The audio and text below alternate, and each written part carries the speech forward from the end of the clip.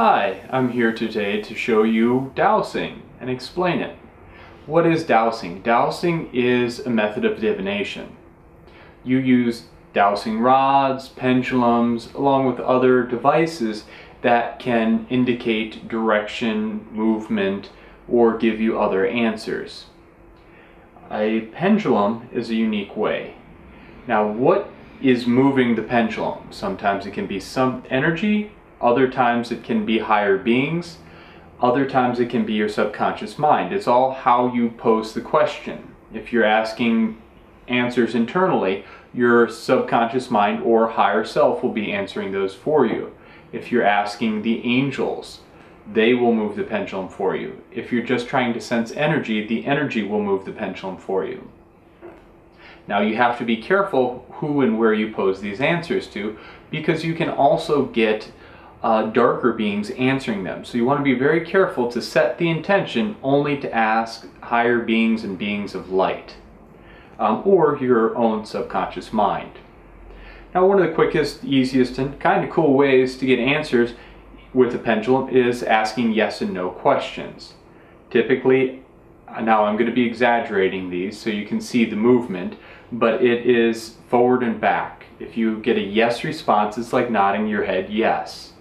If you get a no response, it'll be like shaking your head no. It'll go back and forth. Now, for testing foods and other items, you can ask, oftentimes you won't get a yes or no, but a positive or negative response. Positive is spinning clockwise, just like the face of a clock.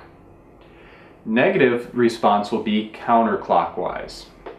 Is that always true? Sometimes you might get answers in a different way. So when you start working with a pendulum, ask, show me yes, show me no, show me positive, show me negative, and you will get the responses and see what they look like for yourself. Now, an interesting thing is when they're dowsing chicken eggs to see if they're masculine or feminine. Masculine eggs will be clockwise, feminine eggs will be counterclockwise. And you can actually douse the gender of a baby too, a baby in the womb. So if you want to see what the baby is going to be, you can douse it and get a clockwise or counterclockwise response according to the gender. A unique and interesting way I found and kind of developed the technique of dowsing is using a tablet with a map. So Google Maps, you bring it up and you can ask for locations of items, people, places, energies. If you're supposed to find an energetic vortex or find a missing person, find something you've lost, you can use a map and a tablet. You can open it up to be half of the world if you're looking for something. You know, I actually was looking for the place I was going for on my road trip, going to first. Which stop? Where should I stop first? Now you have to be very careful and specific how you pose your questions, because if you're too ambiguous, you won't get a good response. So you have to ask a good question to get a good response. So what you do, you hold it over your tablet or map. You can even use a paper map to do this, but a tablet has a unique ability to be able to zoom in. So you can look for it, and you'll feel like a little magnetic tug of where you're supposed to go.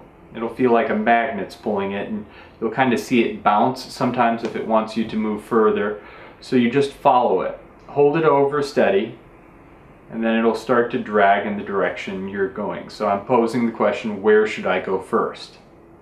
And so then, once you get over where you're supposed to go, you'll see it spin clockwise. So it's the northern central part of the United States. So you zoom into that region. You then again hold it over it. Again, posing the same question, where should I go first on my journey?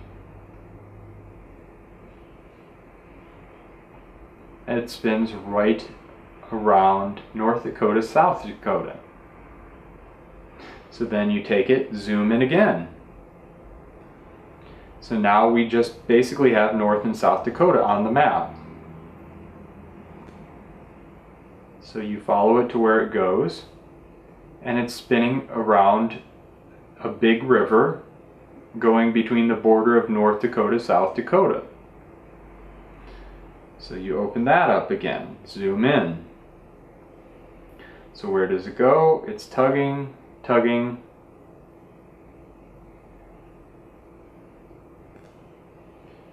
And it's going in there.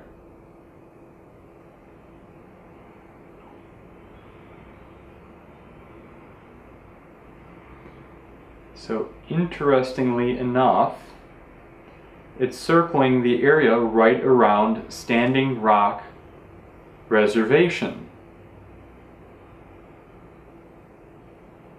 And it's actually very strong. You'll feel different strengths of the answer. So you might get a little spin for a little energy or kind of a yes.